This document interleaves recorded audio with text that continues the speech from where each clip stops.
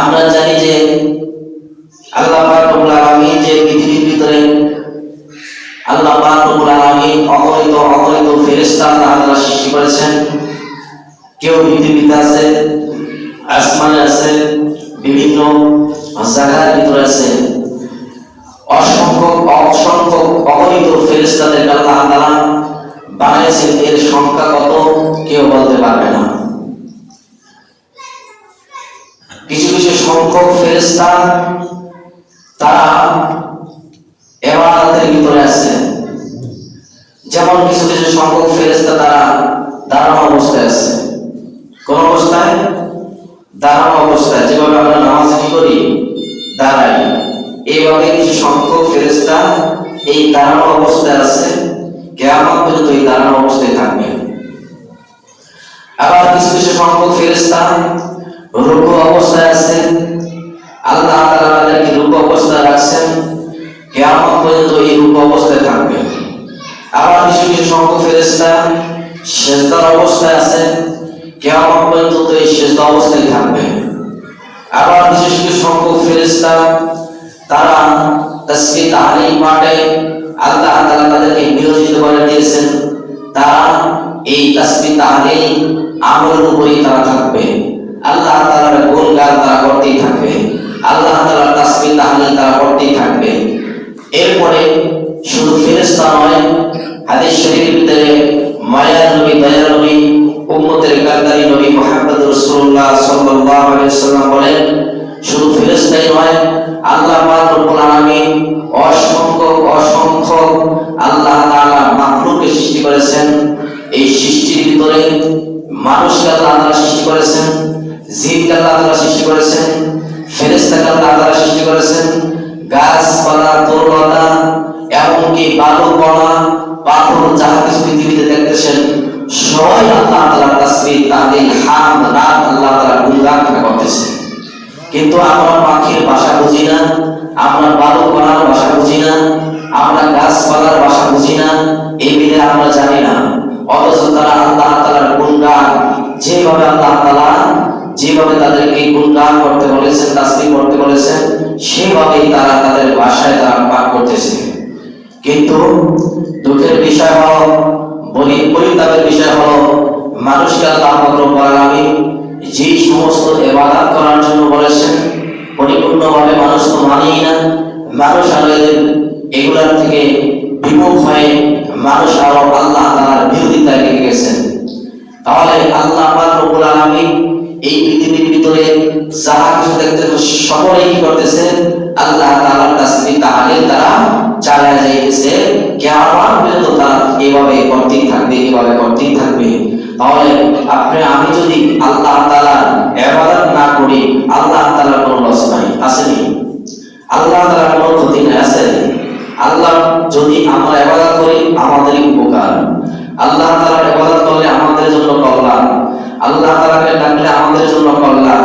আল্লাহ তাআলা কারো মুখাপেক্ষী নয়, আল্লাহ তাআলা কারো থেকে জন্ম নেয়নি, কারোকে জন্ম দেয়নি। আল্লাহ তাআলার ছেলে নাই, মেয়ে নাই, আল্লাহ তাআলা মিত্র নাই, আহার নাই, কিছুই নাই। আল্লাহ তো আল্লাহই, নাকি? তাহলে আল্লাহ পাক রব্বুল আলামিন এগুলো আমাদেরকে কেন দিল? এই যুক্তি মুক্তি সবকিছু তালাশ করার সবকিছু বাদ দিয়ে আমরা একমাত্র আল্লাহ যে বিধান আমাদেরকে দিয়েছে সেই বিধান মোতাবেক যদি চলতে পারি, তাহলে পরকালে আপনার আমার জন্য আছে শান্তি, পরকালে আপনার আমার জন্য আছে মুক্তি, পরকালে আপনার আমার জন্য আছে নাজাতের ফয়সালা, পরকালে আপনার আমার জন্য আছে বেহেশতের ফয়সালা, যেখানে আজীবন শান্তি আছে, কোনোদিন অশান্তি আর হবে না। আল্লাহ রাব্বুল আলামিন আমাদের সবাইকে বুঝে শুনে কবরের মাটিতে শোয়ার তৌফিক দান করুন, আমিন। আল্লাহ রাসূল সাল্লাল্লাহু আলাইহি ওয়াসাল্লামকে আল্লাহ রাব্বুল আলামিন কোন পাপ করলে কোন ধরনের শাস্তি হবে, এটা রাসূল করিম সাল্লাল্লাহু আলাইহি ওয়াসাল্লামকে আল্লাহ পাক দেখাইছেন। কোন পাপ করলে কি শাস্তি হবে, এই পাপ অনুযায়ী বান্দার শাস্তি হবে, এটা আল্লাহ পাক রব্বুল আলামিন মায়ার নবী, দয়ার নবী রাসূল করিম সাল্লাল্লাহু আলাইহি ওয়াসাল্লামকে দেখাইছেন। জাহান্নামের ভিতরে কোন ধরনের মানুষের কি পাপ হইতেছে রাসূল কারীম সাল্লাল্লাহু আলাইহি ওয়াসাল্লাম সব কিছু নিজে স্বয়ং চোখে দেখে উম্মতে মুহাম্মাদেরকে এগুলা বলে দিয়েছেন যে এই পাপ করলে এই ধরনের শাস্তি, এই পাপ করলে এই ধরনের শাস্তি। যেমন রাসূল কারীম সাল্লাল্লাহু আলাইহি ওয়াসাল্লাম দেখতেছে এক শ্রেণীর মানুষ তাদের গাল করাত দিয়ে কাটা হইতেছে, তাদের গাল কি করাত দিয়া কাটা হইতেছে। রাসূল কারীম সাল্লাল্লাহু আলাইহি ওয়াসাল্লাম জিবরাইল আলাইহিস সালাম কাছে জিজ্ঞাসা করলেন যে এদের এই অপরাধ কেন, এদের এই শাস্তি কেন? তখন জিবরাইল আলাইহিস সালাম বললেন এদের শাস্তি এই জন্য হচ্ছে যে এরা এই গালটাকে পৃথিবীর ভিতরে থাকিয়া মিথ্যার কাজে ব্যবহার করেছে। কিসের কাজে? মিথ্যার কাজে এই গালটাকে ব্যবহার করেছে, এই জন্য তাদেরকে এই গালে শাস্তি দেওয়া হয়েছে। কিয়ামত পর্যন্ত এইভাবে তাদেরকে শাস্তি দেওয়াই হবে। কিছু সংখ্যক এরপরে নবী আলাইহিস সালাম সামনে গেলেন, সামনে যায় দেখতেছে এক শ্রেণীর মানুষদেরকে লটকানো অবস্থায় রেখেছে, পা হলো উপরে আর মাথা হলো নিচে। রাসূল কারীম সাল্লাল্লাহু আলাইহি ওয়াসাল্লাম জিজ্ঞাসা করলেন যে এই সমস্ত লোকদের কি অপরাধ? তখন জিবরাইল আলাইহিস সালাম বললেন এই সমস্ত লোকরা হলো ওই সমস্ত লোক যে সমস্ত লোকদেরকে ভালো কথা বললে তারা উল্টা পথে চলত, ভালো কথা তারা শুনতো না, ভালো কথা তারা কোনোদিন মুখটা বলতো না, আর তারা ভালোটাকে এই ভালো মনে দেখতো না। এই না দেখার কারণে, উল্টা পথে চলার কারণে আল্লাহ পাক রব্বুল আলামিন এদেরকে উল্টাইয়া কিয়ামত পর্যন্ত এইভাবে রাখবে, তাদের শাস্তি চলতে থাকবে। যে যেইভাবে দুনিয়াতে চলবে আল্লাহ পাক রব্বুল আলামিন জাহান্নামের ভিতরে তাদেরকে এইভাবে শাস্তি দিবে। যারা সোজা পথে চলবে তাদেরকে সোজা রাখবে, যারা উল্টা পথে চলবে তাদেরকে সেদিন আল্লাহ তাআলা উল্টা করে উঠাইবে, তাদেরকে বধির করে উঠাইবে, তাদেরকে বোবা করে উঠাইবে, তাদেরকে অন্ধ বানায় আল্লাহ তাআলা সেদিন শাস্তি দিবে। কারণ হলো আল্লাহ পাক রব্বুল আলামিন এই চোখ দিয়েছিল দেখার জন্য, এই মুখ দিয়েছিল আল্লাহ তাআলা ভালো কথা বলার জন্য, কান দিয়েছিল ভালো কথা শ্রবণ করার জন্য। এগুলা মানুষের না শুনে না করে উল্টা পথে চলছে, এই সমস্ত এই লোকদেরকে আল্লাহ সেদিন উল্টা ভাবে উঠাইয়া তাদেরকে শাস্তি দিয়ে থাকবে। এখন বলবেন যে হুজুর আবার পা উপরের দিকে থাকবে, আবার মাথা নিচের দিকে থাকবে, তার হাঁটা চলা করে কিভাবে? যেই মালিক পা দিয়ে হাঁটাইতে পারে সেই মালিক মাথা দিয়ে হাঁটাইতে পারবে, পারবে না? এই জন্য এই যে যে সমস্ত কথাগুলো বলা হইতেছে এই সমস্ত কথাগুলো নবী আলাইহিস সালামের মুখের বাণী, নবী আলাইহিস সালামের জবান থেকে এই সমস্ত কথাগুলো উলামায়ে কেরামরা সাবিত করে রেখেছেন, সাহাবায়ে কেরামরা লিপিবদ্ধ করে রেখেছেন। এদের থেকে উলামায়ে কেরামরা এভাবে তারা বিভিন্ন ধরনের বই পুস্তক দেখে শুনে এরপরে আপনাদের কাছে বলতেছেন। এখন যারা যে অপরাধ করবে সেই অপরাধের শাস্তি সেভাবেই হবে। আল্লাহ রাসূল সাল্লাল্লাহু আলাইহি ওয়াসাল্লাম একটু সামনে গেলেন, সামনে দেখতেছেন একদল লোক রক্তের দরিয়ার ভিতরে হাবুডুবু খাচ্ছে, একদল লোক রক্তের দরিয়ার ভিতরে কি হাবুডুবু খাচ্ছে, মানে সাঁতরাচ্ছে। যখন তারা কিনারে আসে আর ওই সেখানে দারওয়ান ফেরেশতা তারা এই ব্যক্তিদেরকে পাথর মেরে মেরে আবার মধ্যখানে নিয়ে যাচ্ছে, আবার আসতেছে, আবার নিয়ে যাচ্ছে, আবার আসতেছে, আবার নিয়ে যাচ্ছে। এইভাবে কিয়ামত পর্যন্ত তাদের শাস্তি হইতেই থাকবে। এখন আল্লাহ রাসূল সাল্লাল্লাহু আলাইহি ওয়াসাল্লাম জিজ্ঞাসা করলেন যে এদের কি অপরাধ? তখন জিবরাইল আলাইহিস সালাম নবীকে জানায় দেয় এই সমস্ত মানুষরা দুনিয়ার ভিতরে সুদ খাইতো, ঘুষ খাইতো, মানুষের অক্লান্ত পরিশ্রমের টাকাগুলো রক্তকে পানি করে তারা পরিশ্রম করে টাকা পয়সা উপার্জন করত। আর ওই সমস্ত লোকরা কি করত?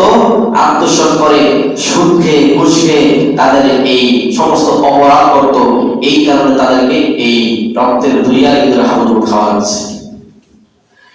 আবার রাসূল সাল্লাল্লাহু আলাইহি ওয়াসাল্লাম সামনে গেলেন, সামনে যায় দেখতেছে একদল লোক নারী আর পুরুষ তারা তন্দুর রুটির চুলা যেরকম আছে এরকম তন্দুর রুটির চুলার মতো ওই চুলার ভিতরে তারা ঘুরপাক খাচ্ছে।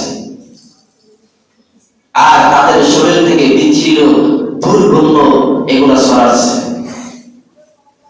আর তাদের দেহটা মোটা হয়ে আছে, আর তাদের যৌনাঙ্গগুলো এগুলা বিভিন্ন ধরনের বিচ্ছুরা কামড়াইতেছে। তখন নবী করিম সাল্লাল্লাহু আলাইহি ওয়াসাল্লাম জিজ্ঞাসা করলেন, এদের অপরাধ কি? আল্লাহ রাসূল সাল্লাল্লাহু আলাইহি ওয়াসাল্লামকে বললেন যে এরা দুনিয়ার ভিতরে জিনা ব্যভিচারের ভিতরে লিপ্ত থাকতো।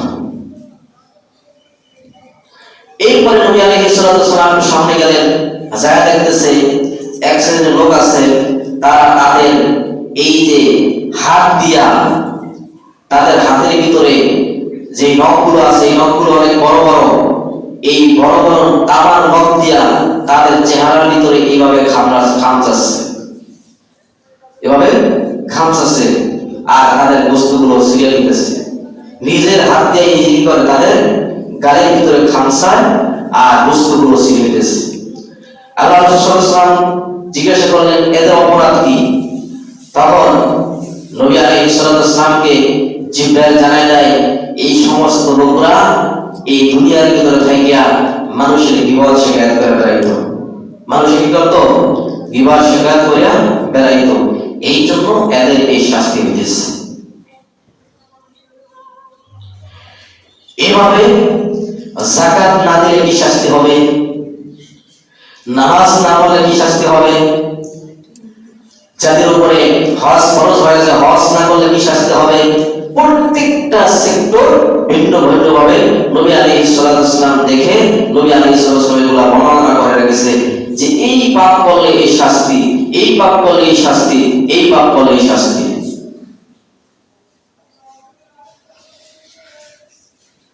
এক ধরনের লোক নবী আলাইহিস সালাতু ওয়াস সালাম দেখতেছে যে এক ধরনের লোক তারা ঘুমাইছে, ফেরেশতারা তাদের সামনে, এই ফেরেশতারা কি করতেছে? তাদের মাথার উপরে বড় বড় পাথর মেরে মেরে তাদের মাথাটা চূর্ণ বিচ্ছিন্ন করে দিচ্ছে, মাথাটা চূর্ণ ফাটায় ছিটা লাগছে, পাথর মারিয়া মাথাটা চূর্ণ বিচ্ছিন্ন করে দিয়েছে। নবী আলাইহিস সালাতু ওয়াস সালাম দেখলেন, দেখার পরে জিজ্ঞাসা করলেন যে এই সমস্ত লোকদেরই এরকম অপরাধ কেন, মানে এরকম শাস্তি কেন? তখন জিবরাইল আলাইহিস সালাতু ওয়াস সালাম বললেন, এই সমস্ত লোক হলো দুনিয়ার ভিতরে ছিল, যখন আযান হইতো, আযান হওয়ার পরও তারা ঘুমায় থাকতো, ইবাদতে আসতো না, মসজিদে আসতো না, নামাজে আসতো না, ওলামা কিরামদের কথা শুনতো না, নবী রাসূলের কথা শুনতো না, কোরআন হাদিসের কথা শুনতো না, শুধু নিজের ভেদাত দেখানোর জন্য, নিজের টাকা পয়সা অহংকার দেখায়া তারা কি করছে? দুনিয়ার ভিতরে ঘুরিয়া ঘুরিয়া বেড়াইছে। এই সমস্ত লোকদেরকে এই ধরনের শাস্তিগুলো দিতেছে, কারণ হলো আল্লাহ পাক রব্বুল আলামিন এই সমস্ত লোকদেরকে মেধা দিয়েছিল, আকল দিয়েছিল, বুদ্ধি দিয়েছিল, বিবেক দিয়েছিল। আল্লাহ পাক রব্বুল আলামিন সম্পূর্ণ জ্ঞান বুদ্ধি আল্লাহ তাআলা দিয়েছে, কোনটা হালাল কোনটা হারাম, কোনটা ভালো কোনটা মন্দ, কোন দিকে যাইলে ভালো, কোন দিকে কাজ করলে টাকা পয়সা অর্জন করবো, সব কিছু বলছে। কিন্তু যখনই আমি মালিক যখন যে হুকুম করেছিলাম সেই হুকুম মোতাবেক তারা চলে নাই, হুকুম মানে নাই, ঘুমায় থাকতো, ইবাদত করতো না, আমল করতো না, এই জন্য তাদের মাথার উপর এই ধরনের আঘাত হতেছে।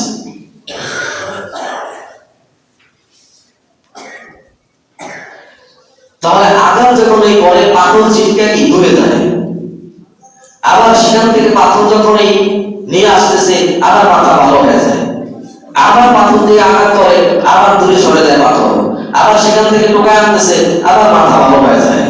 এইভাবে কিয়ামত পর্যন্ত তাদেরকে শাস্তি দিতেই থাকবে, দিতেই থাকবে, দিতেই থাকবে।